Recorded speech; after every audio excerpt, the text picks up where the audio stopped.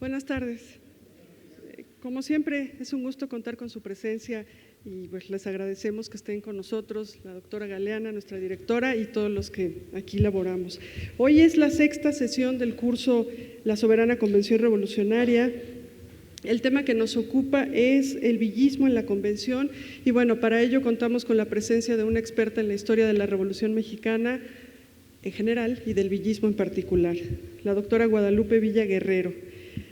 Ella es doctora en Historia por la Universidad Nacional Autónoma de México, es profesora investigadora del Instituto de Investigaciones Dr. José María Luis Mora, ha sido investigadora en el Departamento de Estudios Contemporáneos del INA, en donde colaboró en la conformación del Archivo de Historia Oral.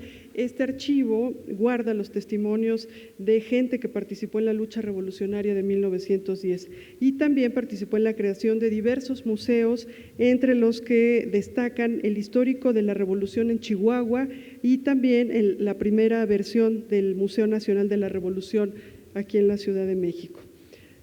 Ha sido profesora en la Facultad de Filosofía y Letras, en el Instituto Cultural Helénico y por supuesto en el Instituto Mora. Su labor de divulgación del conocimiento histórico se ha traducido en sinfín de actividades culturales. Es autora de varias obras sobre la Revolución Mexicana, que es el eje fundamental de su trabajo como historiadora. Algunos de los títulos que les menciono ahora, por ejemplo, Élites y Revolución en Durango, un trabajo que obtuvo mención honorífica en el Premio de Investigación Histórica Israel Cavazos de Monterrey. También es autora de Charlas de Café con Pancho Villa y Villa de mi Corazón, entre otros. Así que bueno, queda con ustedes la doctora Guadalupe Villa. Bienvenida, doctora, muchas gracias por estar con nosotros. Gracias.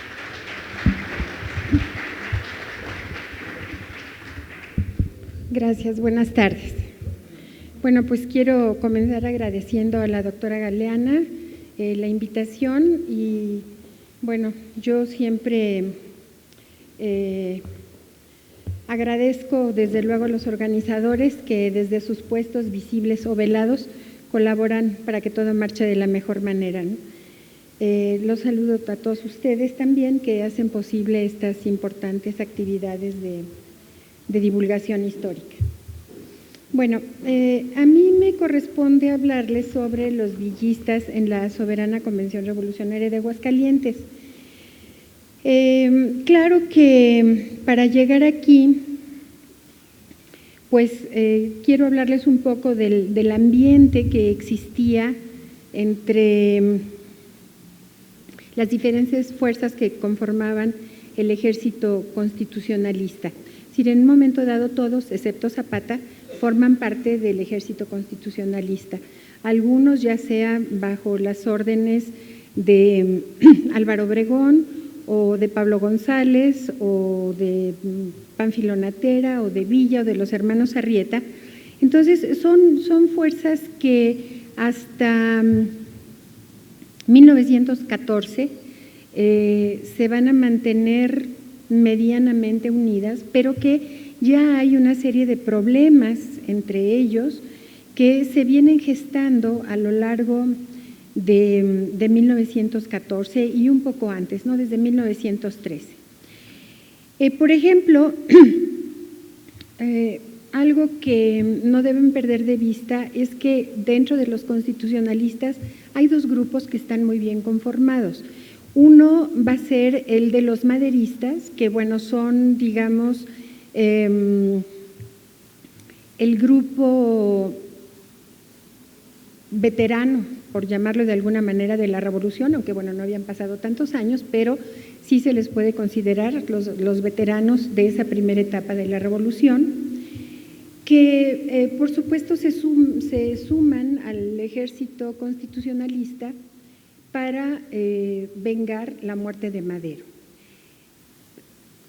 Bueno, se dice así muy fácilmente, para vengar la muerte de Madero, pero por supuesto que todos ellos, si participaron en la primera etapa de la revolución, tienen en mente un programa de gobierno que pues buscan solucionar una serie de demandas sociales que quedaron pendientes cuando llegó a la presidencia Francisco I. Madero y que bueno, de alguna manera van a buscar también llegar al poder. Es decir, no nada más son estos grupos que se unen. Hay gente que no piensa, ni siquiera pasa por su mente llegar al poder.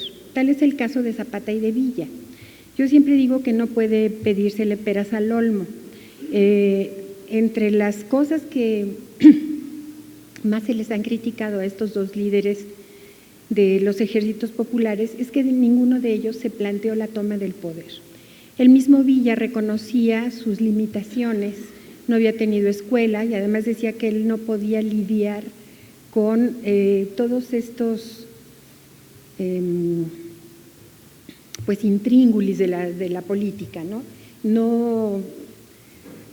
Decía que la gente era muy falsa y que él no podía lidiar con eso. Y bueno, reconociendo además sus limitaciones.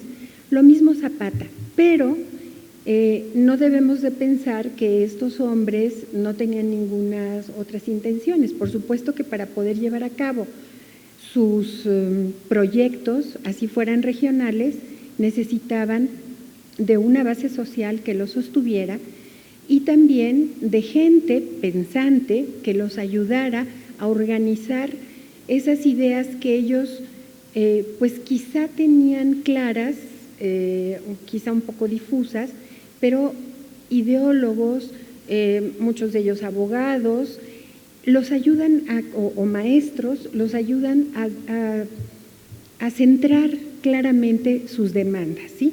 Tal es el caso, bueno, de los zapatistas con el Plan de Ayala, que obviamente uno no podría pensar que Zapata fue el redactor del plan, sino que sabemos que fue Otilio Montaño, que era un profesor, y bueno, otros individuos. Lo mismo pasa con el villismo. Villa no tiene un plan como el Plan de Ayala, no tiene un programa político como tal, porque si nosotros volteamos a ver, por ejemplo, a Pascual Orozco, pues sí tiene un plan revolucionario. Muchos otros, incluso Félix Díaz, ¿no? A quien, bueno, lo tachan de reaccionario, son reaccionarios según va cambiando el tiempo y quién mira a quién, ¿no? Pero creo que es muy importante pensar que alrededor de estos hombres hay otros que sí les interesa el poder, que sí quieren llegar y que, bueno, se están sirviendo también de estos hombres que tienen las armas, que encabezan fuerzas importantes, y es la lucha entre estos diferentes grupos que se va dando, a veces de manera soterrada, otras veces de manera totalmente abierta. Los primeros problemas, digamos, en el panorama político que podemos observar, les decía, esta creciente división entre los constitucionalistas, no iniciada a raíz de la desobediencia de la División del Norte, de haber concurrido toda ella a la toma de Zacatecas, el 23 de junio de 14.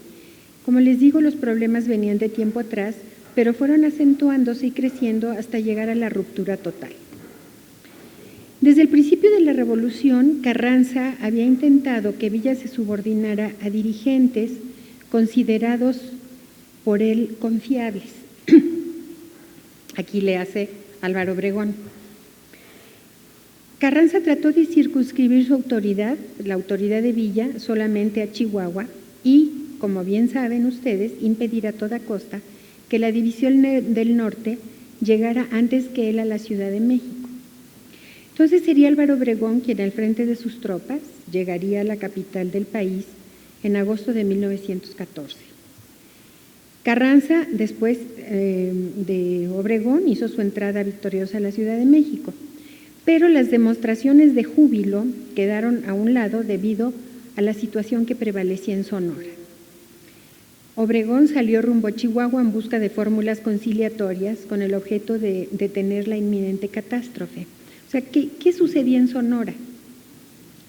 En Sonora había un gobernador, el gobernador José María Maytorena, que era uno de estos maderistas de los que les hablaba yo al principio. Desafortunadamente no llegó una memoria USB donde quería yo pasarles algunas imágenes, pero tal vez ustedes recuerden una fotografía muy conocida de la Revolución Maderista, donde aparecen Venustiano Carranza, la familia de Madero, Pascual Orozco, Villa, Roque González Garza, está todos los que después van a ser, que en ese momento están unidos y después van a estar desunidos, bueno, excepto los constitucionalistas, digamos, de la nueva hora, ¿no? Que son como Obregón, Pablo González, etcétera. Es interesante esa fotografía porque les digo, ahí pueden verse incluso cómo están sentados, el valor que les dio Madero a cada uno de ellos en esa fotografía. Villa atrás de él, parado, adelante Carranza sentado, Carranza era gobernador de Coahuila, Pascual Orozco al otro extremo, como que los hombres de enfrente, como también estaba Abraham González, que sería después gobernador de Chihuahua, ¿cómo están? Bueno, yo lo interpreto así en esa fotografía, el peso que tiene cada uno de esos hombres en la imagen, pero que después se va a reflejar a lo largo de la lucha.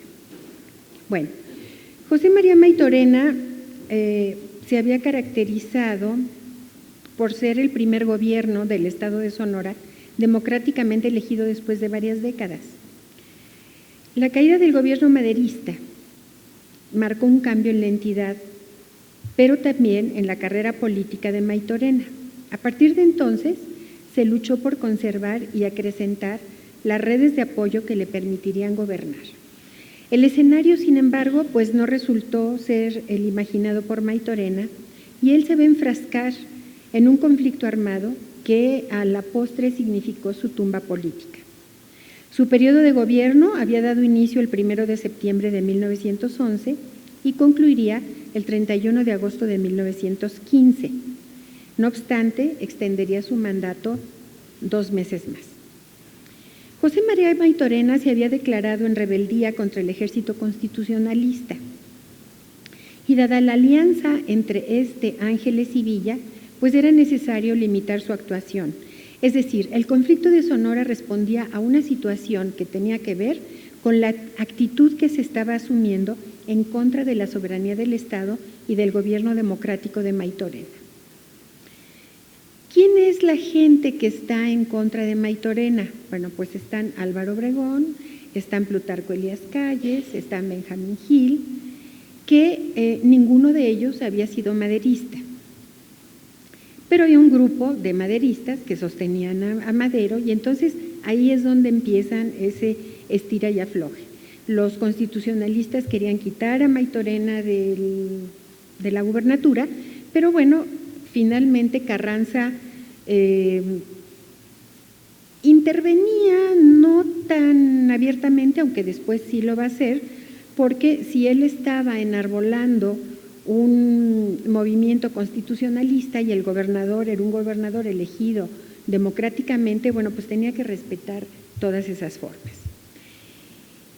En el otoño de 1913, 6 meses después de haber decidido tomar una licencia como gobernador de Sonora e irse a Estados Unidos, es decir, cuando comienzan los problemas fuertes, ¿qué es lo que hacen muchos de los gobernadores, verdad? Pues por razones de salud o por lo que sean, dicen, pido permiso al legislativo y me voy. Entonces eso hace Maytorena, se va, cuando se calman un poco las aguas, vuelve para resumir sus funciones, pero su regreso va a ser visto con hostilidad por los jefes militares más jóvenes, que habían tomado ya el control del movimiento revolucionario durante su ausencia.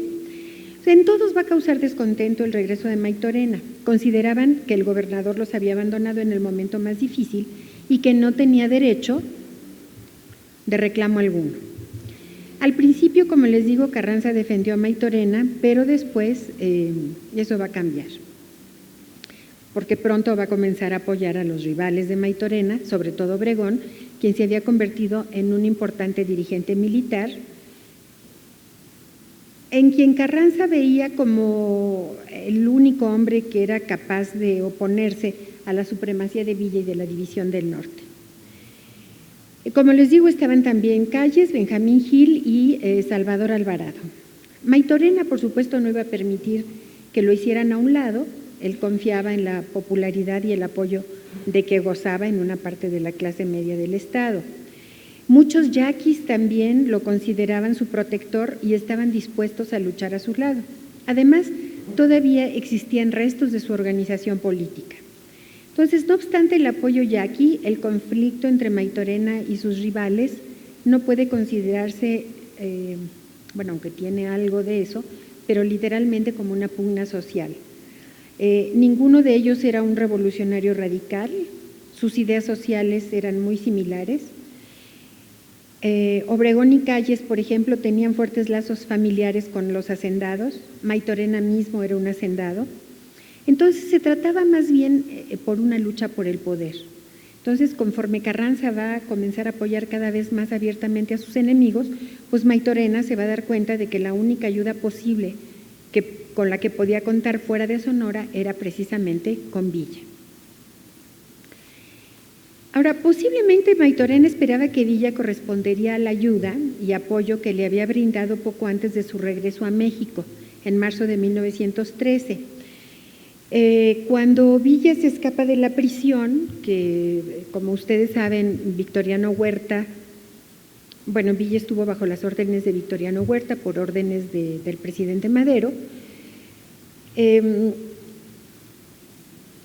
Victoriano Huerta acusa a Villa de insubordinación y lo intenta fusilar y al final cambia el fusilamiento por cárcel en la Ciudad de México. Entonces Villa pasa una larga temporada, poco más de 7 meses en la cárcel en la Ciudad de México, le escribe a Madero que por favor que lo ayude. Las cartas son muy conmovedoras porque es un Villa que uno puede descubrir, no es ese Villa impulsivo, arrojado, sino es un Villa sumiso que está dolido por la actitud de Madero. Y además que le está diciendo, le manda mensajes advirtiéndole que se está fraguando un complot, porque al propio Villa lo invitan a participar en ese complot. Dicen, bueno, tú puedes alcanzar tu libertad si te sumas a un complot que ya está en marcha y esto viene de muy arriba. A Villa lo cambian a la prisión militar de Santiago Tlatelolco, estaba en Lecumberri y desde ahí se puede escapar. Se va a Estados Unidos, entra en contacto con el gobernador de Chihuahua, con Abraham González, y entonces le dice también del complot, y tampoco Abraham González, bueno, ese es un misterio que yo no he podido resolver, ¿por qué no le creen? O sea, Villa había demostrado su lealtad, su fidelidad a Madero y no le creen. Entonces se va a Sonora, y bueno, a la frontera, y entonces Maytorena lo ayuda, le da 2,000 pesos, pues para que se compre un caballo, un arma, bueno, sobreviva. Y entonces Villa, que siempre demostró ser un hombre agradecido, y era una de las cosas que él no toleraba, que la gente fuera mal agradecida. Entonces, él apoyaba de una manera, yo creo que era una manera de corresponder a la ayuda que le había dado Maytorena, además de que lo consideraba como un maderista y había una filiación ahí de tipo política. Bueno, entonces Carranza va a intentar someter al estado de Sonora y a principios de 14 la actitud de Villa va a empezar a cambiar. Eso se debió no solo a las crecientes tensiones con Carranza y a una serie de medidas que Maytorena había tomado para ganárselo.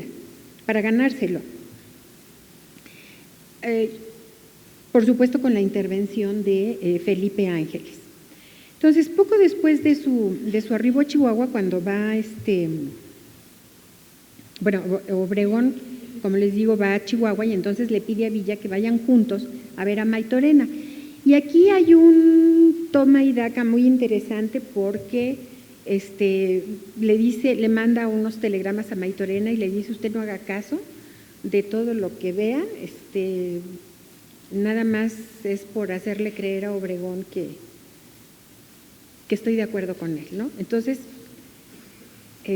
primero le dice que no va a ir y al final va con Obregón, se encuentran ahí y le pide que negocie con Obregón. Entonces, claro, Maytorena se queda, pues, ¿cómo que negocie con Obregón? Si me están diciendo que no. Pero este juego, porque es un juego político, en ese momento de ver como quién puede más, Obregón está tomándole la medida a Villa, Villa está tomándole la medida a Obregón, ambos están jugando un poco como el gato y el ratón contra José María Maytorena, y al final,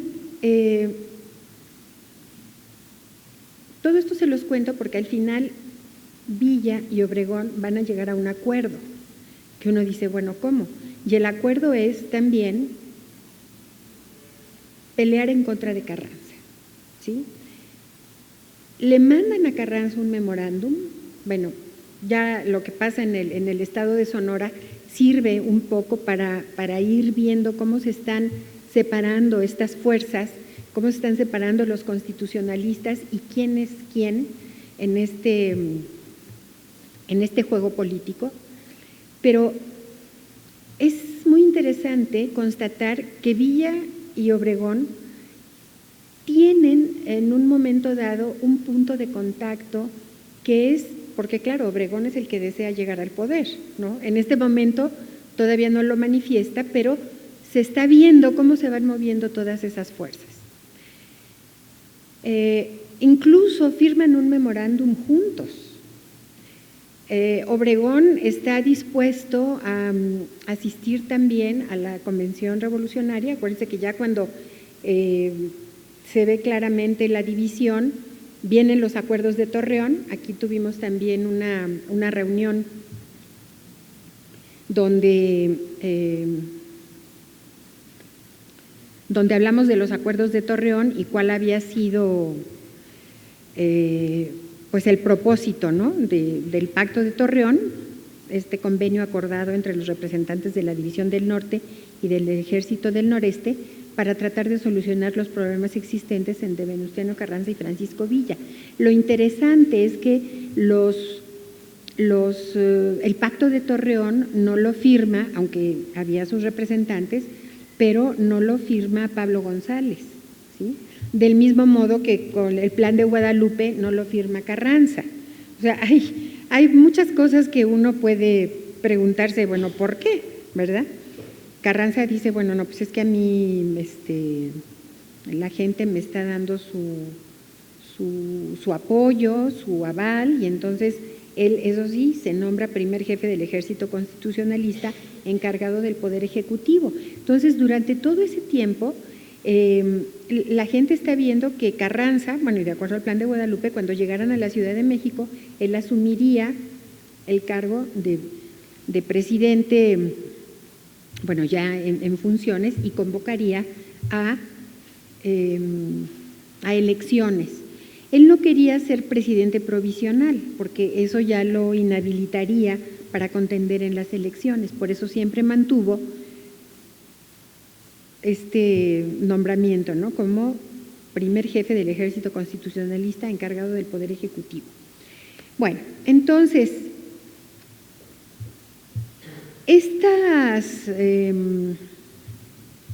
estos problemas a los que se van enfrentando los revolucionarios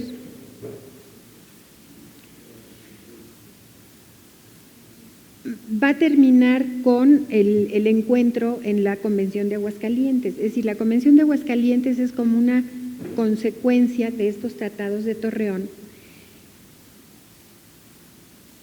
Y Carranza muy hábilmente va a ser quien intente manejar también esta convención. Como ustedes saben, el 1 de octubre de 18 14 se encuentran en la Ciudad de México y quienes van a estar representados son los gobernadores y los jefes militares con mando de tropas. Por supuesto que a esta convención no asisten ni Zapata ni Villa y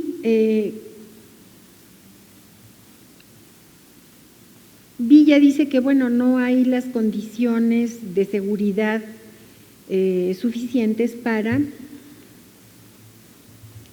que él pueda venir a la Ciudad de México.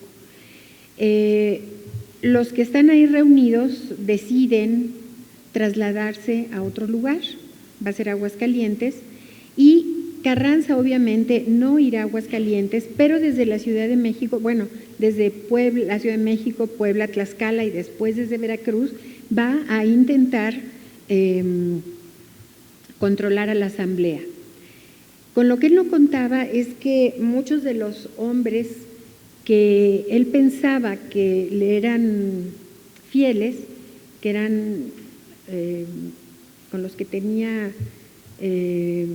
mayor empatía, digamos, no lo iban a desconocer, pero lo que sucede es que, bueno, en un momento dado sí se ve que el propio Obregón se va del lado de la convención, aunque cuando la convención, me voy a adelantar un poco, declara rebelde a Carranza y mandan a un grupo a batirlo, entonces va a ser la hora de las definiciones. Realmente la Convención Revolucionaria es un intento por llevar a cabo una organización, poner en paz el país que tenía tantos años de guerra, pensar en el gobierno que le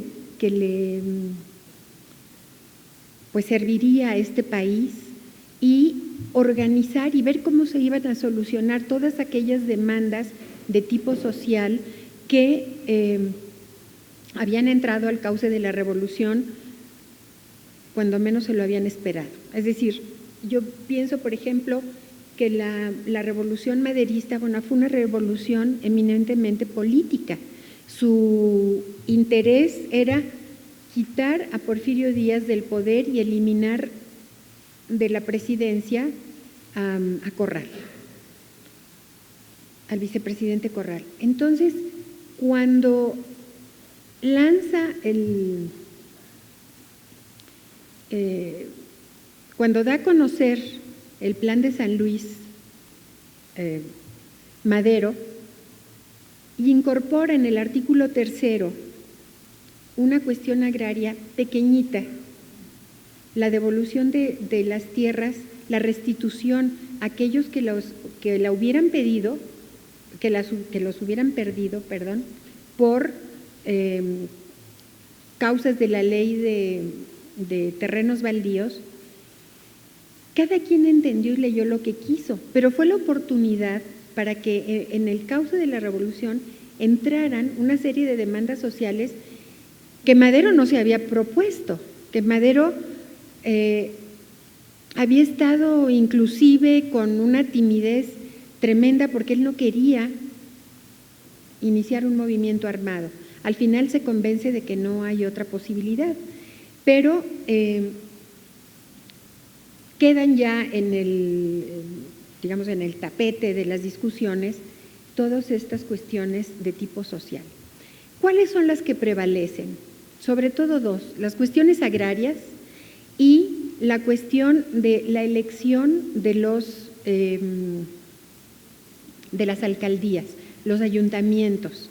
¿Sí? Eso era lo que, fíjense, tanto en Chihuahua como en Durango, como en Coahuila, como en Nuevo León, como en Tamaulipas, eso es algo que tienen un punto en común: pedir elecciones libres y democráticas para elegir a los ayuntamientos. Era lo más cercano que sentía la población, los pueblos, en general, las comunidades indígenas, que no fueran impuestos, sino que fueran elegidos por la propia comunidad. Y es muy interesante porque, por ejemplo, en Durango yo me encontré una vez una carta donde se está quejando un ciudadano ante el gobernador de que eligieron para alcalde de X lugar a un señor, y pone literalmente, que tiene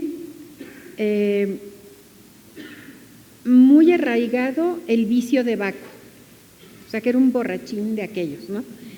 Pero así pone, digo, o sea, había mucha historia universal porque pone así, el vicio de Baco, muy arraigado el vicio de Baco. Y entonces cuando los electores se enteran de que no estaba conforme, escribe otro y dice, bueno, ¿y qué? Finalmente nosotros lo elegimos, y aunque sea un burro, ¿no? O sea, es muy interesante ver cómo nosotros lo elegimos, es nuestra decisión, como sea, ¿sí? Aquí lo que importa son las elecciones libres. Entonces, ese es un punto muy importante que después Carranza, en la Constitución de 17, lo va a retomar, ¿no? Por eso, lo del municipio libre, porque era una demanda muy generalizada. Y la cuestión agraria, que empieza con los zapatistas, vaya, que ellos lo manifiestan en el Plan de Ayala y que muchos otros grupos revolucionarios en el norte también tenían estos problemas agrarios, pero que no lo habían traducido a planes, ¿sí? Entonces luchaban de manera muy local contra los terratenientes. Alguna vez, me parece que fue aquí,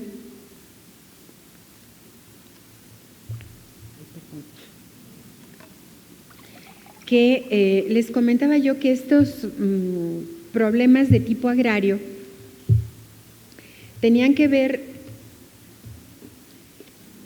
vaya, en la historia de la revolución existen muchos mitos, o quizá podría decirles mejor muchas generalizaciones. Y cuando hacemos generalizaciones, entonces se nos cae muy fácilmente decir que, bueno, todos los terratenientes eran unos malditos que les habían quitado las tierras a los indígenas y que los pobrecitos indígenas siempre habían sido víctimas de ellos. Bueno, pues no. Cuando uno se mete a los archivos judiciales, vemos que los indígenas nada que pobrecitos, cuando sentían que algo estaba mal, desde, por ejemplo, que no se respetaran bien los contratos de aparcería, etcétera, se iban a los pleitos judiciales.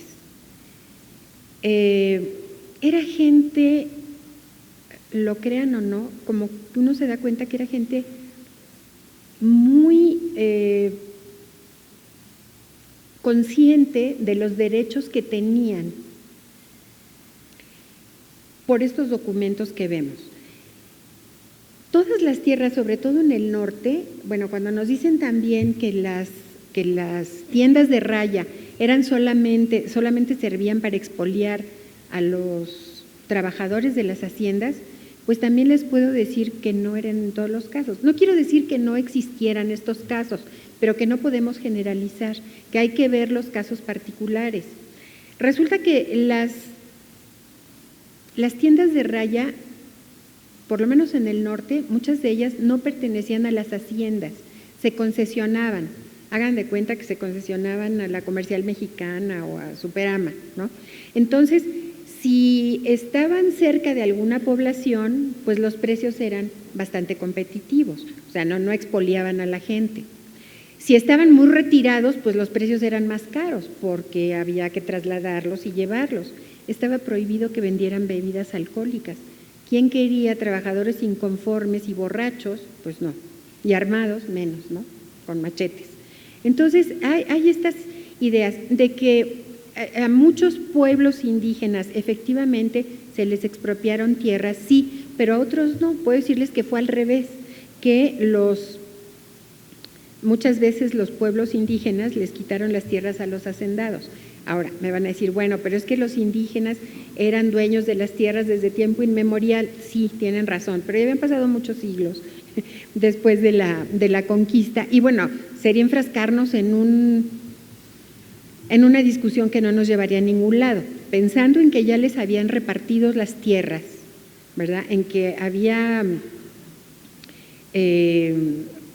una ley que les había otorgado tierras a las comunidades, ¿qué es lo que pasa? Que crece la población y la población, pues como la ciudad, ahora vemos que ya estamos casi conurbados, bueno, estamos conurbados con el Estado de México y nos conurbaremos seguramente con Morelos y así. ¿Por qué? Porque va creciendo la población. Eso pasaba. Entonces, nunca se habían medido realmente esas tierras. Cuando se miden adecuadamente, por las razones que sean, porque de pronto aparece una planta que se llama guayule y que es productora de hule, y esas tierras que parecían eriazas y que no valían nada, de pronto se vuelven ricas, pues entonces comienzan a medir. ¿Y qué es lo que pasa? Que entonces se acercan a la gente y les dicen, oye, pues ¿qué crees? Que ya medí y tú estás en mi terreno. Y el otro le dice, pues ¿tú qué crees? Que sí, a lo mejor es tu tierra, pero aquí dice que si durante más de 40 o 50 años la he usufructuado y nadie me lo ha impedido, pues ya son mías. Y ahí es donde comienzan los problemas tremendos agrarios. ¿Por qué? Porque algunos terratenientes calcularon cómo sería el pleito con los pueblos. Entonces unos dicen, bueno, muy bien, te cedo, te regalo esas tierras, pero ya de aquí no te pasas. Y entonces tendieron alambrada de púas, que también ocasionó muchos problemas porque la gente dijo, bueno, pues ya no podemos llevar a pastar nuestros ganados, pero bueno, cedieron esas tierras. Otros se las vendieron a los pueblos y los pueblos las compraron porque les dieron facilidades, etcétera. Otros más las alquilaron. Hubo muchas formas de que se quedaran con esas tierras. Y otros más no quisieron ni venderlas, ni alquilarlas, ni cederlas, nada. Y esos fueron los que se dirimieron a balazos, ¿no? Entonces, así como había efectivamente terratenientes que eran, como dirían los chavos actualmente, muy mala onda, había otros que eran buenísima onda, es decir, que eran muy paternalistas, ¿no? Eran protectores, ayudaban a los trabajadores, porque, pues por eso, porque eran su mano de obra, porque les servían, porque eran conscientes de lo que eso significaba. Entonces, caer en generalizaciones pues nos mete en una serie de problemas. Entonces, ¿qué es lo que se va a dirimir volviendo a la convención? Bueno, pues va a ser eso justamente, tratar de resolver los problemas sociales y ver cuál es el tipo de gobierno que le conviene a México. Ahí entran muchos intereses, habrá muchísimas discusiones, pero la más importante de ellas será tratar de eliminar a Carranza como jefe,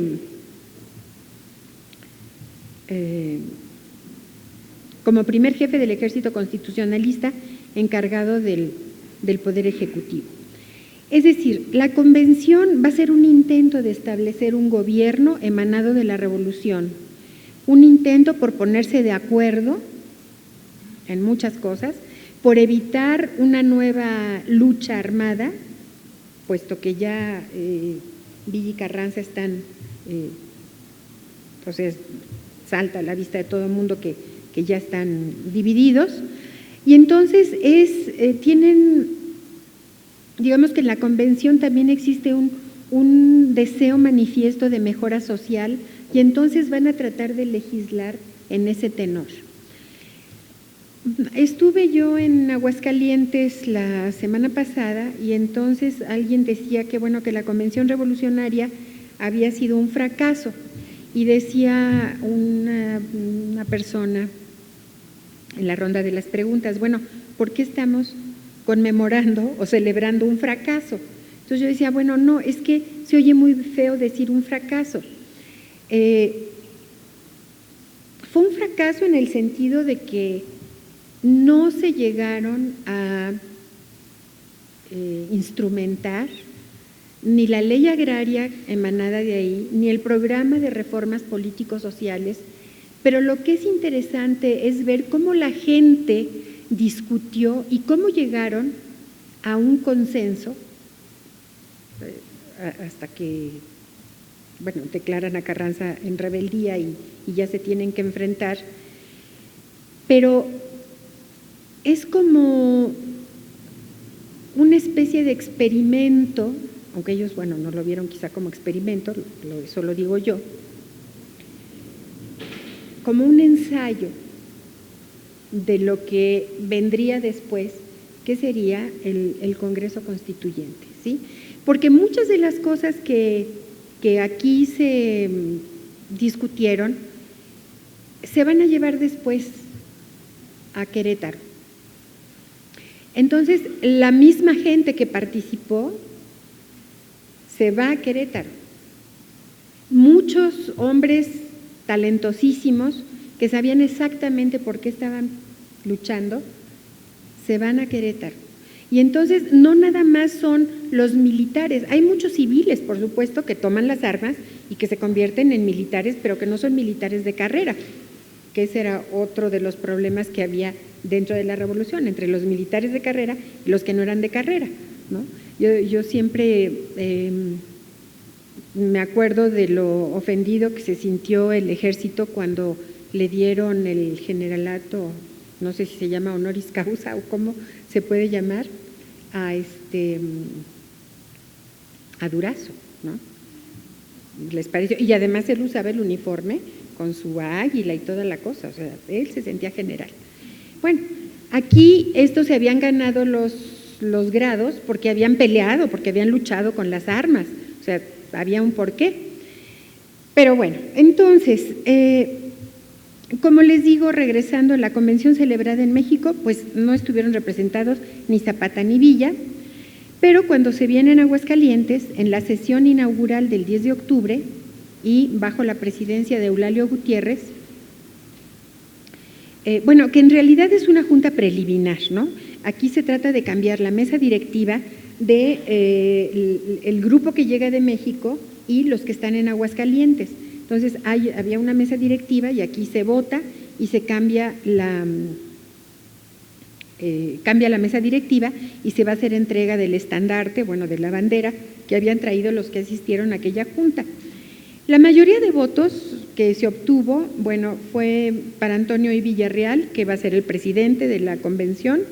El vicepresidente será José Isabel Robles y, bueno, había dos vicepresidentes y Pánfilo Natera.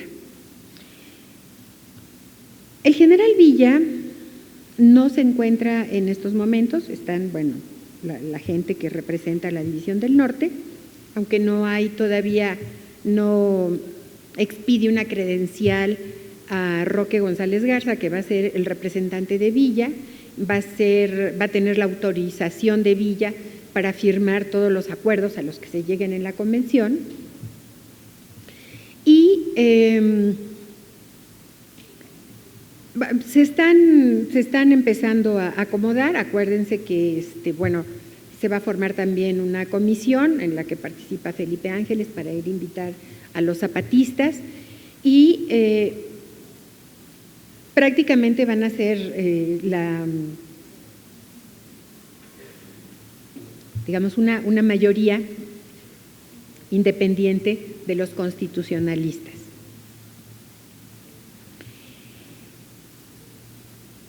En la crónica de los debates de la Soberana Convención Revolucionaria se dice que José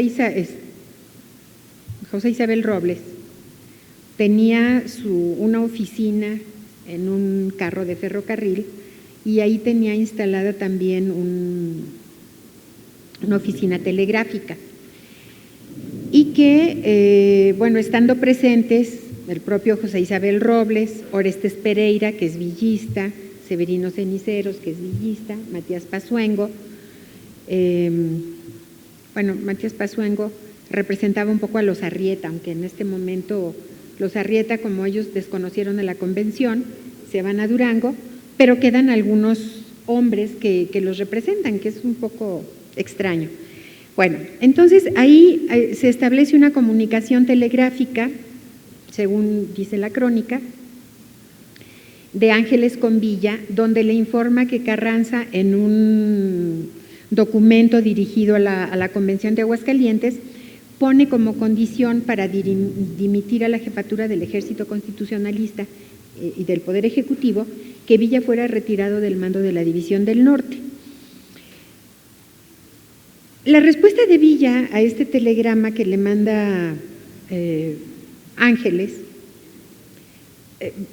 Felipe Ángeles contesta este telegrama, perdón, Ángeles le manda este telegrama a Villa, donde le indica lo que dijo Carranza, y luego Villa contesta el telegrama, contesta la comunicación donde le hacen saber lo que dijo Carranza. Villa está establecido en la población de Guadalupe, Zacatecas. Entonces, Villa dice que sabe que Carranza impone entre las condiciones para retirarse del poder, cito textual, que yo abandone el mando de la División del Norte, siendo tan grande bien que resultaría el país con la eliminación del señor Carranza, al grado de que para lograrlo estaba yo resuelto a que se derramara más sangre de compatriotas. Sírvese usted declarar a mi nombre ante la convención que estoy dispuesto a separarme del mando de mi división y que espero respetuoso las órdenes de esa convención. Felipe Ángeles le pide a Villa meditar detenidamente su resolución y Villa responde en otro telegrama: buenos días, mi general y demás compañeros. Quedo enterado de lo que sirve en manifestarme.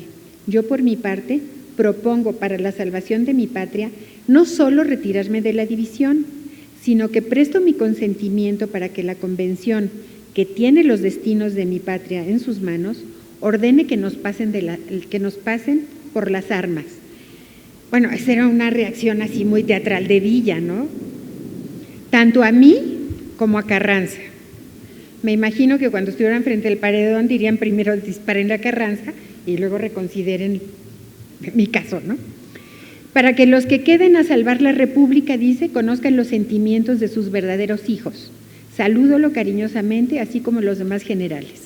Bueno, en esto se pasan muchísimas sesiones discutiendo si Carranza se va, si Carranza se queda, si Villa dimite el mando, si Zapata se va. Entonces, los generales que están ahí reunidos acordaron levantar un acta de lo que estaba sucediendo y entregarla en sobre cerrado para que se leyera en la convención. Acuérdense que están en el tren de José Isabel Robles. Entonces, por supuesto que se va a leer esta acta que se levanta, y ahí también pues hay una gran división, ¿no? Los que optan porque no, que se quede Carranza, que son pocos, quiero decirles, pero bueno, hay algunos, porque todos piensan que ya Carranza estuvo bastante tiempo, que ser encargado del Poder Ejecutivo lo ha llevado a gobernar pues por decreto, y que ya es la hora de establecer un gobierno democráticamente constituido. Carranza no deja de ser gobernador de Coahuila, después lo sustituye otro gobernador, que es un gobernador provisional, o no, ¿cómo se dice? No es provisional, interino, gracias, sí, interino. Entonces, ¿cómo va a poder ser que ocupara esos dos cargos? O sea, él busca la manera, siempre hay, ¿verdad?, estos resquicios legales a los que se les puede dar la vuelta. Y bueno, este es realmente el problema con el que se están enfrentando en la convención. El 5 de noviembre, ya casi un mes después de que está instalada la convención en Aguascalientes, Roque González Garza señala que, muestra su credencial, como les decía hace rato, que es el representante de Villa y que tiene facultad para firmar y aceptar lo que haya que aceptar, y que será validado por el general Villa. Y Roque González vuelve a decir que su representado está dispuesto a entregar el mando de tropas, tal como se ha dispuesto, pero necesita saber antes cuál es la determinación de Carranza, es decir, si renuncia o no, ¿no? Y termina manifestando que en la conferencia que celebraron Villa y Eulalio Gutiérrez, aquel le propuso entregarle sus tropas. Interviene entonces Soto y Gama, que es el representante de Zapata, y dice que ha llegado el momento de hablar claro, y cito textual, ¿qué dice él? Esta convención ha sido burlada por el individuo que se llama impropiamente primer jefe. Es verdaderamente asombroso que un inferior, como lo es Carranza, se permita fijar condiciones para presentar una renuncia. Inferior se refiere a que hay un mandato superior, que es el de la Convención de Aguascalientes. La respuesta es que Zapata dejará el mando de sus tropas, porque también le dicen, bueno, ¿y Zapata? Después del retiro de Carranza, no antes. También, bueno, hay un cruzadero de telegramas, pero es muy interesante un telegrama que envía Carranza extenso desde Tlaxcala, donde definitivamente pone claro qué es lo que va, cuál es su postura ante la convención. Y, bueno, los voy a leer textual. Dice, con fecha 23 del pasado mes de octubre, envié a los jefes militares y gobernadores reunidos en Aguascalientes una nota en la que les hice conocer las condiciones en que estoy dispuesto a renunciar a la jefatura del Ejército Constitucionalista y mi carácter de encargado del Poder Ejecutivo. Y dichas condiciones son, primero, es que óiganlo con detenimiento porque es maravilloso, se establecerá un gobierno preconstitucional apoyado por el Ejército Constitucionalista, ahí ya, que se encargue de realizar las reformas sociales y políticas que necesita el país antes de que se establezca un gobierno permanente constitucional. Segundo, el general Villa renunciará a la jefatura militar de la División del Norte, retirándose como yo a la vida privada y renunciando a toda injerencia en los asuntos políticos del país y a toda pretensión de dominio político, saliendo de la República si la Convención acuerda expatriarme. Tercero, el general Zapata renunciará el mando de sus fuerzas y toda pretensión de puestos políticos locales o federales, retirándose igualmente del país y entregando las fuerzas al gobierno de la Convención. Y sigue, los informes que se tienen respecto a los trabajos de la Convención de Aguascalientes son siempre vagos y muchas veces inexactos, dice Carranza. Por otra parte, parece que mi nota no ha sido interpretada con exactitud en Aguascalientes, creyéndose que contiene mi renuncia, cuando solo expreso en ella las condiciones en que estoy dispuesto a presentarla. Deseo que ustedes estén perfectamente entendidos que mientras yo no comunique oficialmente haber presentado mi renuncia, continúo en mi puesto como primer jefe del Ejército Constitucionalista y como encargado del Poder Ejecutivo, y por lo tanto, las órdenes relativas a las funciones que ustedes desempeñan solo pueden emanar de mí. O sea, ¿qué está diciendo? Que solamente él manda y que si está permitiendo que haya una convención, como lo había permitido en la Ciudad de México, pues era porque está bien, él quería que se solucionaran el conflicto, pero que ahí solamente se iban a aceptar sus solo las órdenes, solo lo que él dispusiera. Por supuesto que esto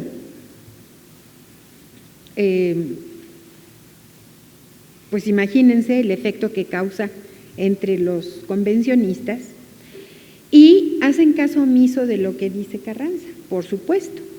Deciden organizar el gobierno provisional, nombran un presidente que va a ser, como ustedes saben, Eulalio Gutiérrez, Y ahí van a principiar también las vicisitudes de la gestión de Eulalio Gutiérrez y también de la convención. En tanto que organizaba el gobierno, ¿no?, principiando por designar al general José Isabel Robles como ministro de Guerra, se comisionó a los generales Álvaro Obregón, Eduardo Jay y Antonio I. Villarreal a que fueran a Orizaba, Veracruz, a conferenciar con Venustiano Carranza, para que entregara el poder de acuerdo con la comisión que les había conferido la soberana convención. Pocas horas después, Obregón y Jay recapacitaron, ¿no? Primero sí van y le piden a Carranza pues que entregue el poder, y sin acordarse o haciendo caso omiso también del juramento que hicieron a la convención, en ese momento se ponen del lado de Carranza. Carranza ordena que todos los generales que hubieran concurrido a la convención deberían ponerse bajo su mando el 10 de noviembre y que las fuerzas de los que no se presentaran quedarían a las órdenes de los jefes inmediatos. Por supuesto que a estos hechos siguieron muchas adhesiones, porque fue el momento de las definiciones, ¿verdad? Unos con Carranza, otros con la convención. El mismo 10 de noviembre, la convención declaró a Carranza rebelde y anunció que ya se dictaban órdenes para que los convencionistas fueran a batirlo, como les dije hace un momento. Entonces, instruyeron a Zapata y a Lucio Blanco para que procedieran a hacerlo. O sea, son a ellos a los que se les confiere esa encomienda de ir y batir a Carranza. Eulalio Gutiérrez inicia entonces el avance hacia la Ciudad de México. La última sesión que se celebra en Aguascalientes fue el 13 de noviembre de 1914, donde además se acuerda establecer un receso. La soberana convención, al entrar en receso, se nombra una asamblea que es una comisión permanente que entraría en funciones y cuyas atribuciones serían, bueno, pues preparar dictámenes, estudiar lo relativo al programa revolucionario y convocar a sesiones una vez que ocuparan la Ciudad de México, las fuerzas militares. Bueno, porque al final Carranza no renuncia, tampoco renuncia Villa, y se le da la vuelta. O sea, Villa dice, yo renuncio al mando de la División del Norte, y le toman la palabra en la convención, pero lo designan jefe del ejército convencionista. Entonces, lo único que pasa es que la División del Norte cambia de nombre, ¿no? Pero sigue siendo el quien encabeza este importante cuerpo militar. Bueno,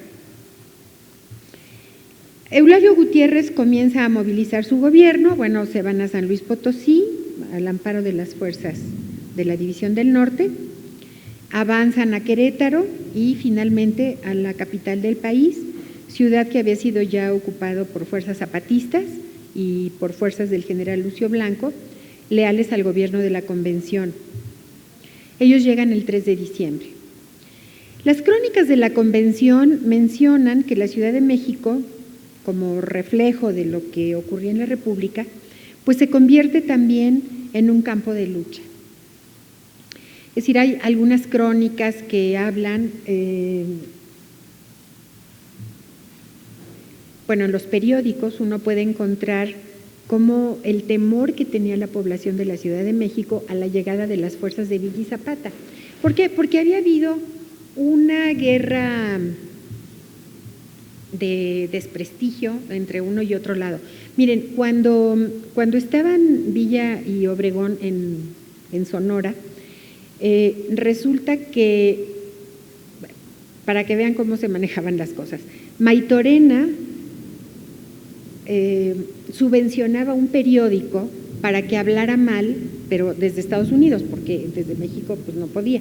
Entonces, él estaba en Sonora, pero había establecido un periódico en Texas, en la frontera, con El Paso, y ese periódico pues se distribuía también en Chihuahua. O sea, tenía una distribución bastante limitada, pero era muy interesante porque ahí decían horrores de Carranza. hablaban fatal. Pero Carranza también tenía un periódico en el que hablaba horrores de Villa y de Maytorena. Entonces llega un momento en que dicen los que estaban a favor de Maytorena, bueno, pues si ustedes no paran esas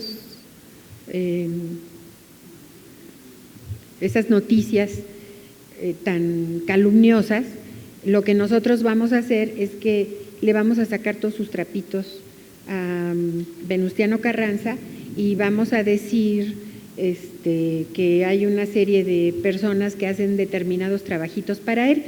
Bueno, yo me quedé con una curiosidad, nunca supe qué trabajitos hacían para Carranza, ni de qué se trataba, pero como no me dedico mucho al estudio de Carranza, pues no me enteré, pero algún día veré de qué se trataba.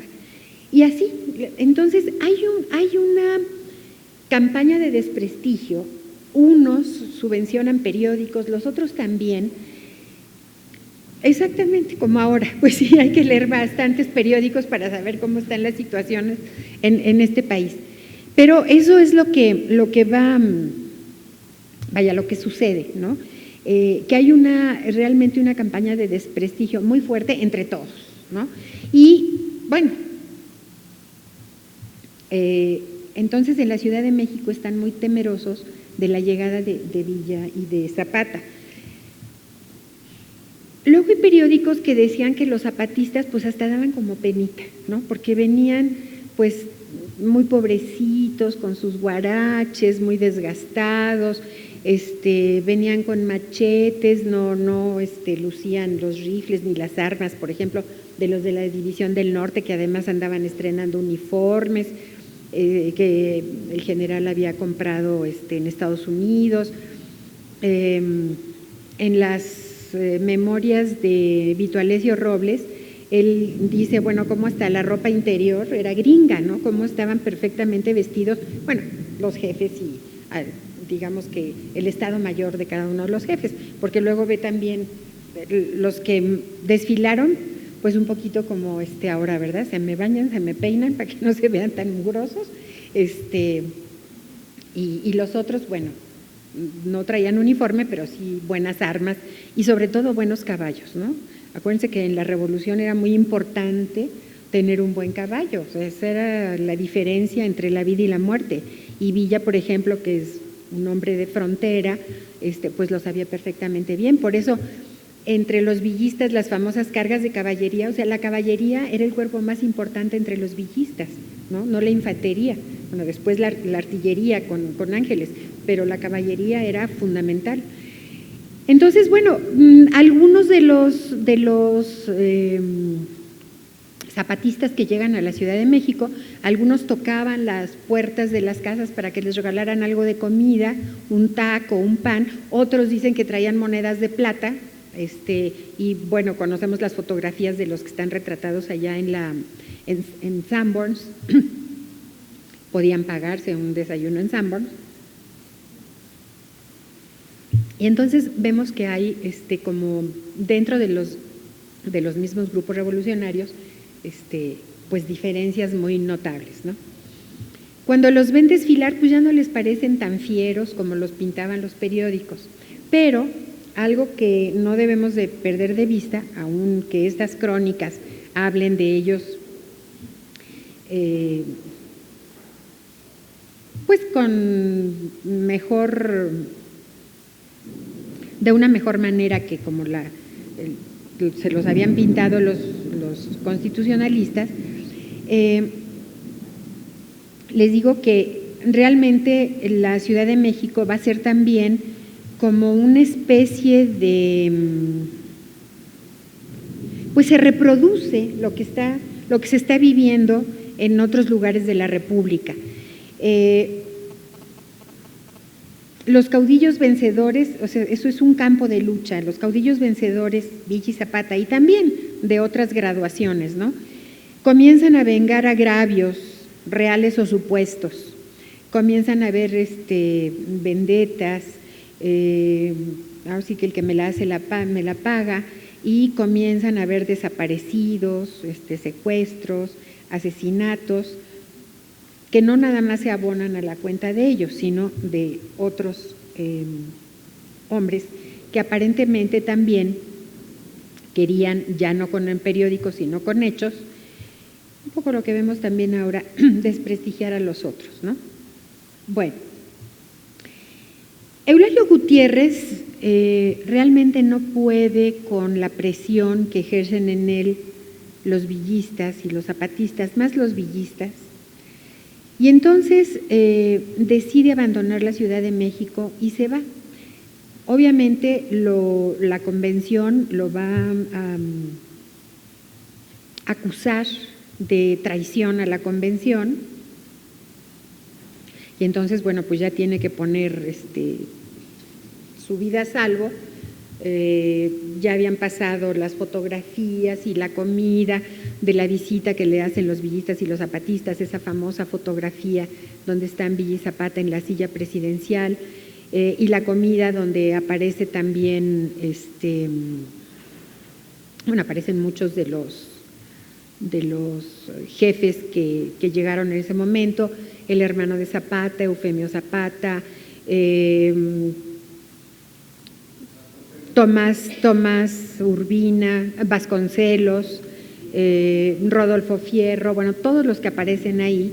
Y claro, se acaba ese brevísimo romance entre Eulalio Gutiérrez y la convención, y Eulalio Gutiérrez se va. Entonces, la convención va a tener que nombrar a un nuevo presidente y va a elegir a Roque González Garza, que es obviamente de filiación villista, como les he dicho, era el representante de Villa. Esto ya es a principios de enero, a mediados de enero de 1915. Para entonces el gobierno de Carranza ya se ha fortalecido en Veracruz y ya militarmente fortalecido va a comenzar a asediar la capital. Entonces los convencionistas se van a trasladar a Cuernavaca a fines de enero. En esta ciudad ya solo había delegados villistas y zapatistas, o sea, ya, bueno, los que habían reconocido, digamos, la autoridad de la convención, hay algunos que les simpatizaban los zapatistas, pues se adhirieron a los zapatistas, otros que no habían, digamos, que no se habían decidido por los villistas se van con Villa, pero ya en este momento va a entrar el declive de la División del Norte, ¿sí? Villa tiene que regresar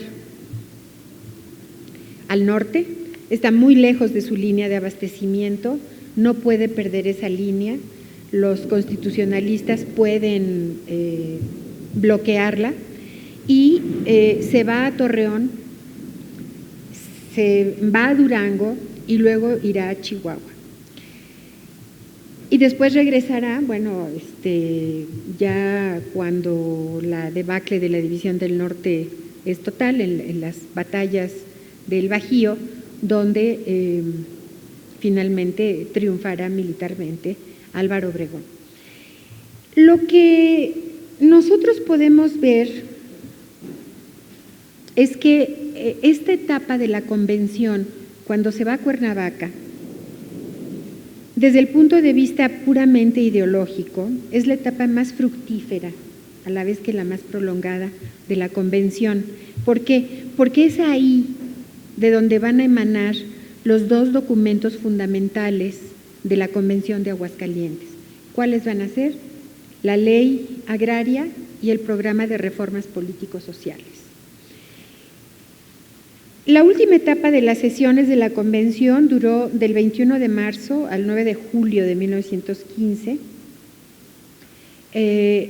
Después de estar en Cuernavaca, o sea, ya es una convención que pudiéramos decir trashumante, itinerante. Regresa a la Ciudad de México porque los zapatistas se apoderan nuevamente de la Ciudad de México y luego tienen que volver a evacuar la Ciudad de México porque entran las fuerzas de la División del Noreste, encabezadas por Pablo González.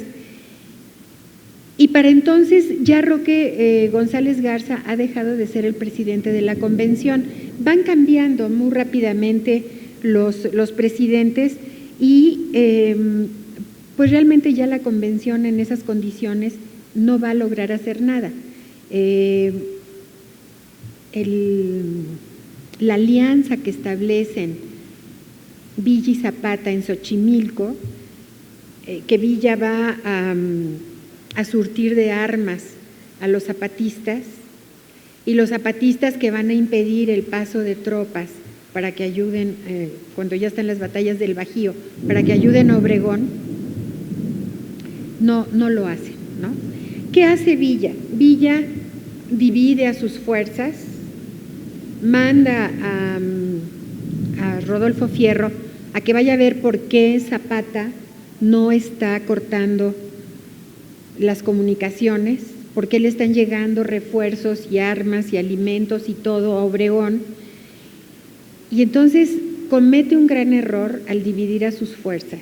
Él mismo rompe, digamos, un principio con el que le argumentó a Carranza que debía de ir toda la división del norte a tomar Zacatecas. O sea, para que es necesario emplear toda la fuerza, es un principio militar, emplear todas las fuerzas, todos los recursos disponibles para tomar la ciudad. Él debió de haber empleado todos sus recursos y todas sus fuerzas para combatir a Obregón, y al dividirlas, es un momento muy dramático para Villa, porque muchos hombres en los que confió, a los que mandó a Estados Unidos con dinero para que le compraran armas, lo traicionan. Hay varios que se quedan en Estados Unidos con el dinero y que obviamente, como Villa ya está en retirada, pues ellos no regresan al país y se quedan con el dinero que les manda Villa. Entonces Villa no recibe esas armas. El propio Tomás Urbina, que era su compadre del alma, con quien tantas aventuras había tenido desde la época de Bandidos, lo traiciona. En Durango le dice que levante una vía del tren para que no lleguen refuerzos de los carrancistas, y en donde estaban los hermanos Arrieta, y no lo hace. Entonces Villa, confiado en que él ha hecho esto, llega a Durango y se encuentra, bueno, es una debacle tremendo, y además ahí muere uno de sus generales más queridos, que era Martín López. Entonces Villa está enfrentando derrotas, está enfrentando traiciones, ya no va a intentar todavía, digamos, el gobernador villista que en ese momento estaba en Chihuahua, era Fidel Ávila, gracias. Fidel Ávila entrega el poder a los carrancistas y Villa se tiene que ir, cruza toda la Sierra Madre para buscar unirse con Maytorena. Es su último intento de unión con Maytorena y no lo logra. Entonces Villa va a regresar ya no como comandante de la División del Norte, sino como jefe de un muy maltrecho ejército. Sí, no, sí, claro. Híjole, qué tormenta. ¿Pero sí se oye atrás? Sí, bueno. Y bueno, todo esto ya es algo tremendo. Ahora, ¿qué es lo que más se discute en la convención y que vamos a ir viendo? Bueno, antes ya me fui hasta la derrota de Villa, pero antes, ¿cómo va a tratar Carranza de atajar, digamos, todas estas propuestas de la convención? Las adiciones al Plan de Guadalupe, que Carranza pronuncia en Veracruz el 12 de diciembre de 1914, es decir, en este documento Carranza retoma la historia de cómo en su carácter de gobernador constitucional del estado de Coahuila tenía protestado cumplir y hacer cumplir la Constitución, y que en cumplimiento de ese deber estaba en la obligación de tomar las armas para combatir la usurpación de Victoriano Huerta. y restablecer el orden constitucional en el país. Vuelve a hacer toda la historia de cómo la legislatura de Coahuila le ordena desconocer al gobierno de Huerta y combatirlo por la fuerza de las armas hasta su derrocamiento. Él dice, bueno, yo convoqué a las armas y formé el Plan de Guadalupe y esa es la bandera y el estatuto de la Revolución Constitucionalista. Justo en diciembre de 14, cuando están las fuerzas de Villa y Zapata en la Ciudad de México, él, bueno, no, antes todavía no llegan, pero están a punto de, es cuando hace estas adiciones al Plan de Guadalupe. Pero sobre todo, algo que subraya es que los grupos militares que se habían formado para combatir la usurpación huertista, nombra a las divisiones del noroeste, a las del noreste, oriente, centro y sur, operaron bajo la dirección de su jefatura. Y dice, hasta entonces habíamos trabajado todos en una armonía perfecta y en una completa coordinación. Les decía yo que entonces las adiciones al Plan de Guadalupe son el primer intento, después de la convención, por supuesto, de Aguascalientes, el intento de Carranza de pues volver a poner en el banquillo de los acusados a los villistas, ¿no? Bueno, sobre todo a Villa.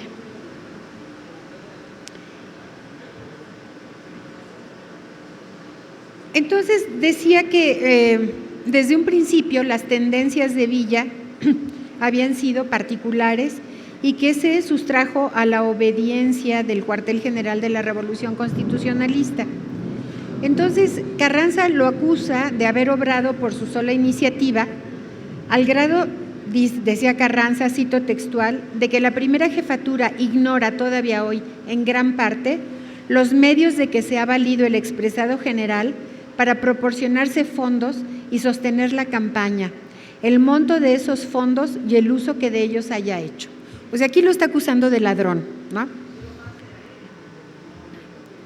No dice, hay un verbo, carrancear, ¿no? Pero en el caso de Villa, no. Bueno, lo que aquí sucede es que, por supuesto que Carranza sabía de dónde venían los fondos. Ese era uno de los choques que habían tenido Villa y Carranza, porque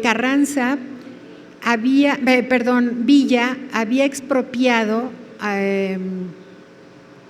propiedades de los enemigos de la revolución y los había dado a administrar a algunos de sus generales. Unos entregaron buenas cuentas, como pueden suponer, otros no, ¿no? ¿Qué pasaba? Bueno, que al seguir trabajando las haciendas, primero no se creaba desempleo, las haciendas seguían siendo productivas, se podían utilizar pues los frutos de las haciendas, se podían vender y con eso se sostenía el ejército de la División del Norte. O sea, no siempre las necesidades de los ejércitos se habían podido cubrir con largueza, al contrario, y esa era una de las razones por las que luego vemos que hay un salto, ¿verdad?, de personajes que van de un grupo revolucionario a otro. Digamos, mucha de la tropa, las lealtades se mantenían mientras duraba el suministro del dinero, pues la gente tenía que vivir de algo. Si se prohibía, que aunque se prohibiera, de todas maneras ocurría cuando entraban a alguna ciudad, como fue en el caso de Torreón y en el de Zacatecas, algunos de los jefes revolucionarios daban permiso a la tropa de determinado tiempo para el saqueo, ¿no? Muchas de las soldaderas eran las que se avanzaban, como se le llamaba al robo por adelantado, ¿verdad? Ellas llegaban primero, o sea, me avancé tal cosa, es decir, que se las habían llevado antes que otros. Y bueno, muchas de las crónicas refieren cómo Villa prohibía que la gente se emborrachara, o sea, al entrar estaba prohibido en el ejército villista el alcohol. aunque también había jefes revolucionarios, bueno, dentro de las mismas brigadas, que algunos pues hacían de la vista gorda, ¿no? Eran como una manera de compensar a la gente por el esfuerzo que habían tenido. Pero también hay crónicas que hablan de cómo Villa fue capaz de fusilar a hombres de su ejército por el robo, por la rapiña o por no respetar la orden de no beber. O sea, eso es impresionante porque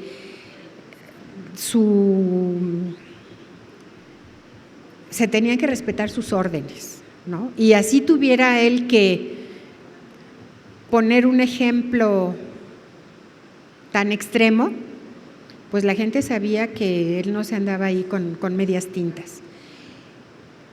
Si uno piensa lo terrible que debió de haber sido para la gente, ¿no? Que llegaban los ejércitos, se comían todo cuanto tenían, o sea, no es que uno lo justifique, pero uno lo tiene que entender.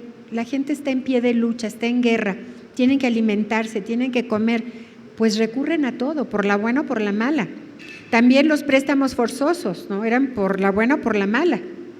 Eran préstamos forzosos, algunos sí, de buena voluntad, y era una manera de comprar, digamos, protección, pero otros, pues no. Y bueno, acaparadores de frijol, de maíz, sabemos que varios fueron fusilados por Villa, por eso, por acaparadores. Ahora, yo siempre digo también, no se trata de ver en la revolución, hacer como una estadística de quién era más matón que otro, pues no, era una guerra, o sea, en una guerra hay de todo, ¿verdad? Puede salir lo mejor de los seres humanos, la solidaridad, la bonomía, y también puede salir lo peor, ¿no? Y pues en esa revolución así sucedió, salió mucho de lo bueno y mucho de lo malo. Bueno, entonces Carranza sigue con esta, es decir, en la exposición de motivos de la ley de las adiciones al Plan de Guadalupe, subraya mucho este hecho, ¿no? Que Villa había, pues no sabía de dónde salía el dinero, y por supuesto que sabía. Y además había un decreto de Carranza en el que decía que estas confiscaciones que había hecho Villa, y no solo Villa, sino otros generales también en diferentes partes controladas por el ejército constitucionalista, eran provisionales, no iban a ser definitivas. Cuando se acaba la revolución, muchos de los terratenientes le piden a Carranza que le devuelvan sus tierras. Y Carranza dice, pues sí, se las vamos a devolver, nada más que antes van a tener que pagar los impuestos atrasados, ¿verdad? Entonces muchos decían, oigan, ¿cómo que los impuestos atrasados? Y miren cómo me dejaron la hacienda, o la propiedad que fuera, ¿no? O sea, bueno, pues así fue como muchos perdieron sus haciendas, porque se negaron a pagar, y cuando vienen las expropiaciones para dotar de tierras a los campesinos que carecían de ellas, se les dio la oportunidad de que conservaran una fracción de las tierras y los cascos, o sea, lo que era la casa grande, digamos, ¿no? Y muchos no pudieron o no quisieron pagarlas, siguieron muchos litigios que al final perdieron. Bueno, entonces las adiciones al Plan de Guadalupe son importantes para entender esta profunda división que se había ahondado entre los revolucionarios. Como les digo, Carranza se remonta al maderismo porque piensa que los elementos que apoyan a Villa son los mismos que impidieron a Madero orientar su política en un sentido radical, y fueron ellos los responsables políticos de su caída.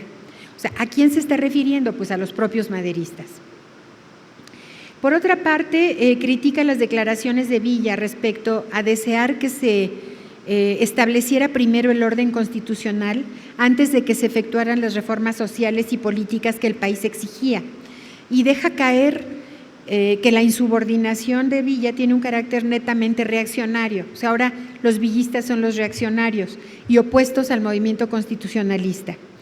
y decía, Villa quiere impedir el establecimiento de un gobierno preconstitucional que se ocupe de expedir y poner en vigor las reformas por las cuales ha venido luchando este país desde hace años, cuando en realidad había sido Carranza el que, bueno, en el Plan de Guadalupe, estamos en las adiciones, pero en el Plan de Guadalupe, ¿verdad? Él lo dice, bueno, se expresa en el plan que hasta que se llegue a la capital de la República, se venza al enemigo y se instituya el gobierno, hasta entonces se pondrán en marcha las reformas sociales. Pero luego cambia. Entonces, todo lo que está haciendo Carranza es para arrebatar la bandera a los ejércitos populares que, bueno, ya están prácticamente vencidos. Las reformas al Plan de Guadalupe consta de 7 artículos. Digamos que los 2 primeros son los que contienen lo más importante que ahí se dice.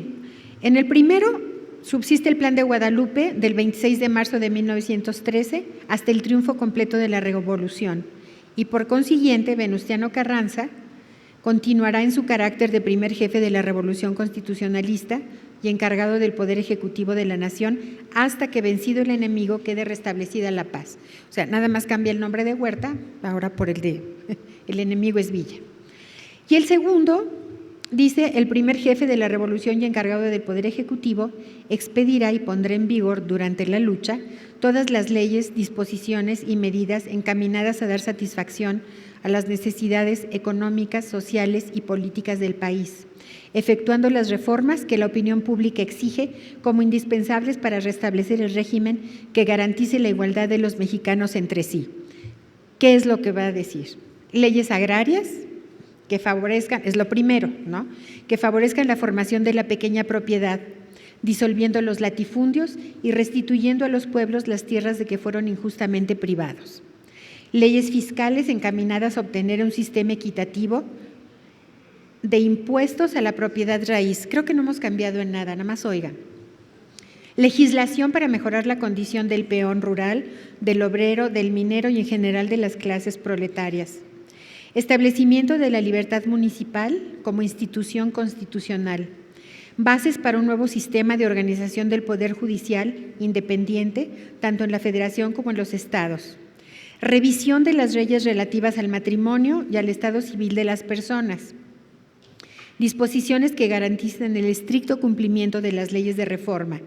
Revisión de los códigos civil, penal y de comercio.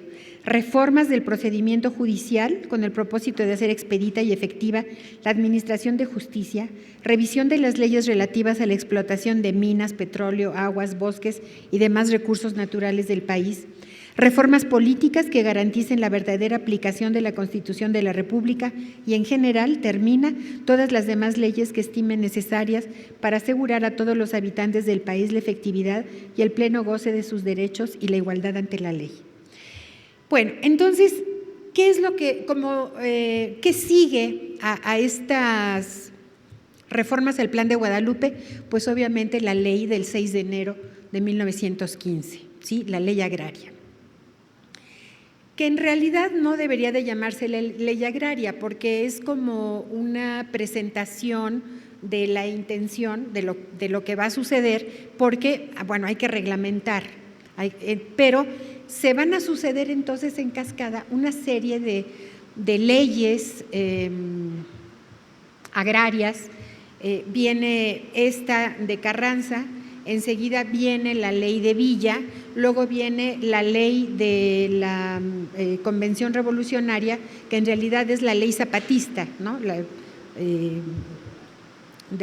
La ley basada en el Plan de Ayala, y después viene el programa de reformas políticos sociales de la Convención. Entonces, si vemos, esto es de lo que se trata en la Convención, es cómo se va a resolver, uno de los problemas, pero como el más importante, cómo se va a resolver el problema agrario en el país. La ley del 6 de enero de 1915, y como también lo expresará lo expresó el plan de Ayala y lo expresa después la ley agraria de la Convención. Se declaran nulas las enajenaciones de tierras, aguas y montes pertenecientes a los pueblos otorgadas en contravención a lo dispuesto en la ley del 25 de junio de 1856. Es aquí, los considerandos, obviamente, todas son parecidas, tienen, claro, diferencias notables también, pero miren, yo durante mucho tiempo tuve la idea equivocada de que en el zapatismo no había el deseo de establecer la pequeña propiedad privada, que eso era privativo de la División del Norte. Y después, bueno, leyendo más, me di cuenta de mi error. Es decir, Zapata lo que va a propugnar porque se les restituya las tierras a quienes se las enajenaron por la ley de baldíos, pero también habla de esta creación de la pequeña propiedad. O sea, se da cuenta que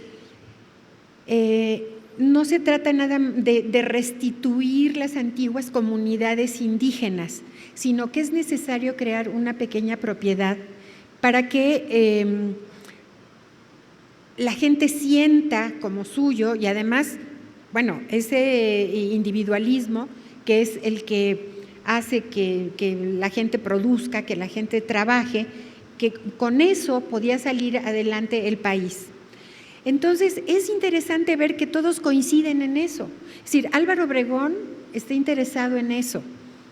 Cuando llega a la presidencia de la República va a hablar de esa, bueno, él es un hacendado o bueno, ranchero, acomodado, si quieren ustedes, lo mismo que era Carranza. Entonces, todos tienen ese punto en común, ¿no? Favorecer el establecimiento de la pequeña propiedad privada. Y entonces es interesante que teniendo puntos de contacto en otros, vaya, en la manera como se desarrolla este programa de reformas sociales, es donde no encuentran ese punto en común. Bueno,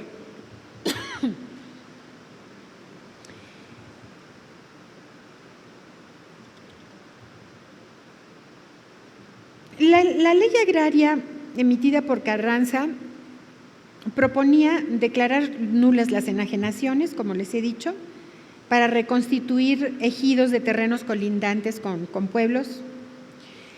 Pero lo importante es que él ya está pensando, bueno, en el futuro. Se establece la Comisión Nacional Agraria, que sería presidida por el secretario de Fomento. Se establecerían también comisiones locales agrarias que estarían subordinadas a esa Comisión Nacional Agraria. Y bueno, también es importante subrayar que la ley buscaba que los pueblos recobraran los terrenos de que habían sido despojados o también que adquirieran los que necesitaran. Fíjense que está hablando de adquisición, es decir, de compra, darles a los pueblos facilidades para que adquieran terrenos. O sea, no se trataba de revivir las antiguas comunidades, esta es la ley de Carranza, después vamos a ver la de Zapata, ni crear otras semejantes, sino dar a la población que carecía de ellas tierras. Entonces, era de advertir que la propiedad de las tierras no pertenecería al común del pueblo, sino se dividiría en pleno dominio. Como les digo, se trataba entonces de favorecer la pequeña propiedad. Pero luego, el 24 de mayo de 15 también, en León, Guanajuato, se expide la ley agraria de Francisco Villa. Para este momento en que la ley es expedida, como les dije hace un momento, Villa es jefe de operaciones del ejército convencionista, está investido con facultades extraordinarias y él en los considerandos expresa que la tierra en nuestro país es casi la única fuente de riqueza y cuya desigualdad en la distribución de la propiedad territorial ha dejado a la gran mayoría de los mexicanos sujeta a la dependencia de la minoría de los terratenientes. lo que impedía el libre ejercicio de los derechos civiles y políticos. Ahora,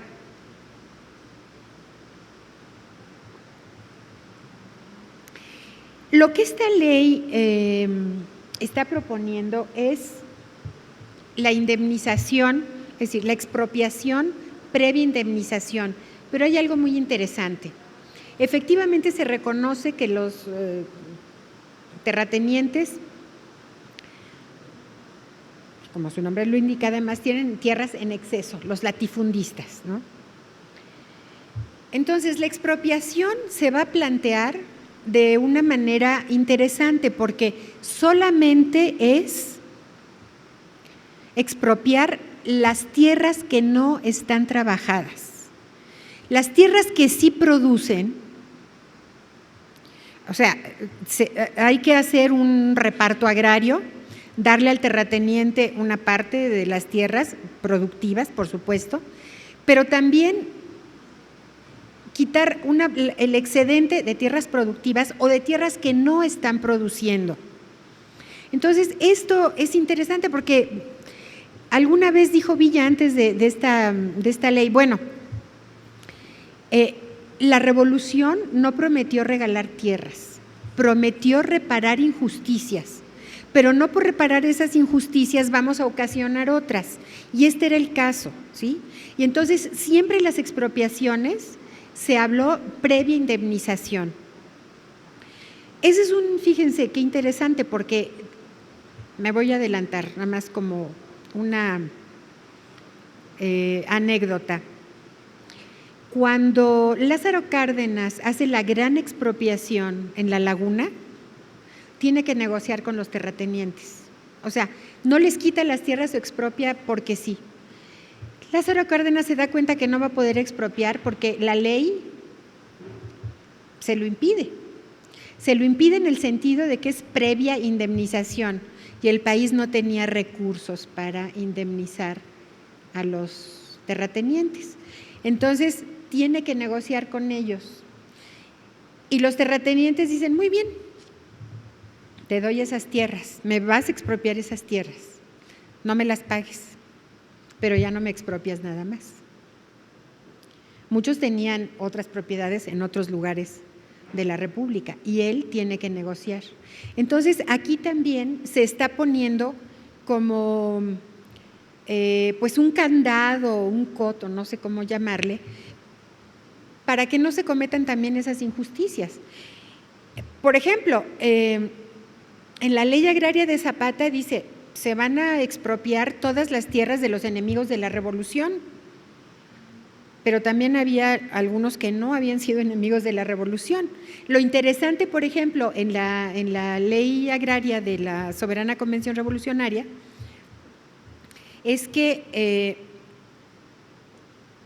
ahí se fija el número de hectáreas que debía tener cada uno de los propietarios. Y lo interesante es que dicen, bueno, tierras de clima cálido, tierras de clima, o sea, no tan cálido, ¿no? Templado, tierras en clima frío, tierras en zonas eriazas, y dicen, ¿no? En Chihuahua, Coahuila, la zona más árida, tierras guayuleras, tierras enequeneras. A cada uno de esos propietarios que tuvieran en esas condiciones, se les fijaba un número de hectáreas. Entonces, cada uno va buscando cómo solucionar el problema. La ley agraria de Villa decía, bueno, yo creo que debemos de exonerar a la federación de que sean ellos los que se encarguen del reparto agrario. Eso se tienen que cargar cada estado y en cada comunidad, porque son ellos los que saben lo que necesitan. Claro, lo va a regular después la federación, pues no había de otra, ¿verdad? Fomento, comunicaciones, todos los ministerios que tenían que estar pues unidos en esa tarea. Dice, pero aquí por supuesto que va a haber una ley general, pero cada uno de los estados respetándole su autonomía, su soberanía, distribuirá las tierras. Entonces, a mí me parece que esta es la parte más importante que nosotros tenemos que ver, que en la soberana convención revolucionaria hay ese intento y de ahí surgirán entonces las ideas, las formas de lo que va a ser en un futuro. Carranza no va a poder sustraerse a eso. ¿Por qué? Porque aunque muchos estuvieron a favor de Carranza, se dan cuenta que lo que están pidiendo estos hombres ya no se puede postergar más, ¿sí? Aunque Villa en un principio no habló del problema agrario, cuando fue por un breve tiempo gobernador de Chihuahua y después quedaron otros individuos en el ejercicio del poder, siempre él estuvo vigilante en eso. Se expidieron una serie de leyes que tampoco llegaron a ponerse en práctica, pero que demuestran pues ese interés de Villa.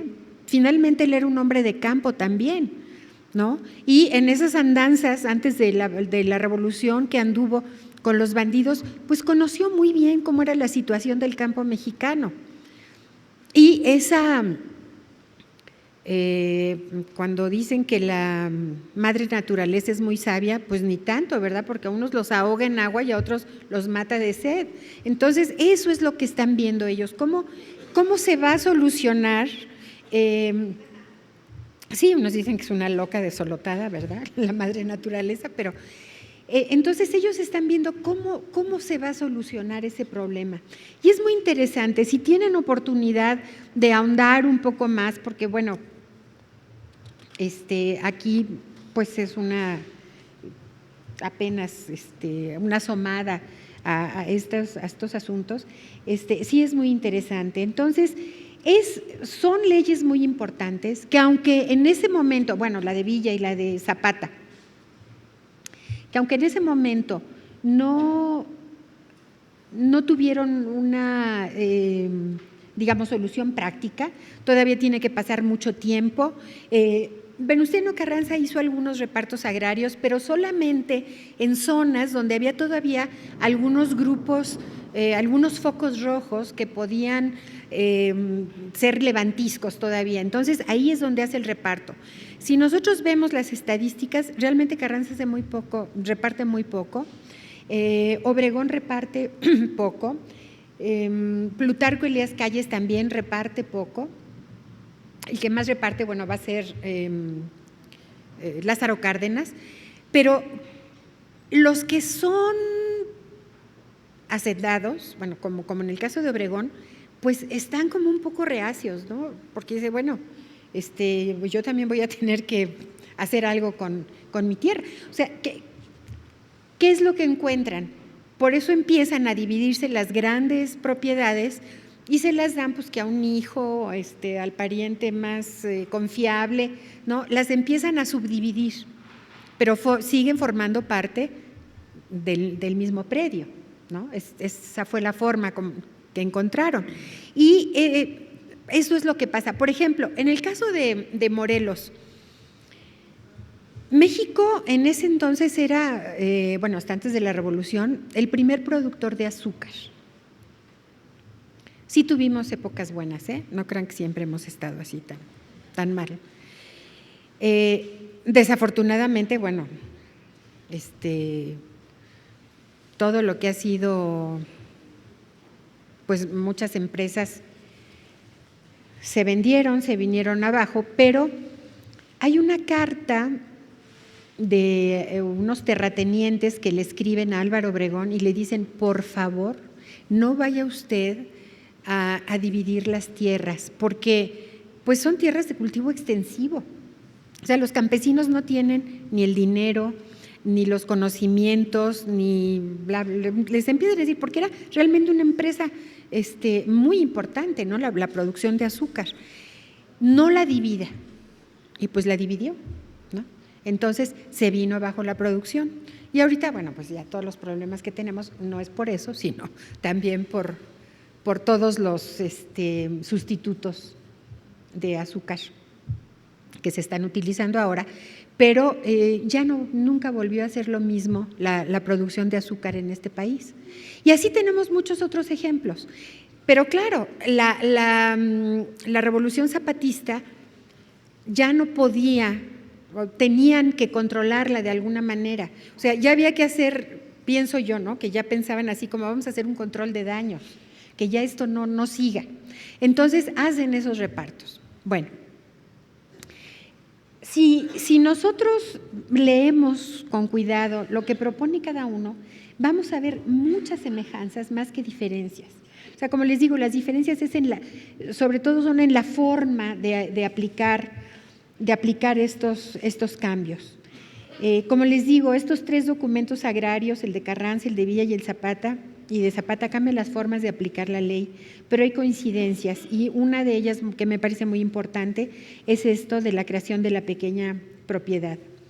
Desgraciadamente, la convención pues no resultó como esperaban los convencionistas, pero al final de cuentas, como les digo, todo esto se retomó en el Congreso Constituyente de 1916-17, y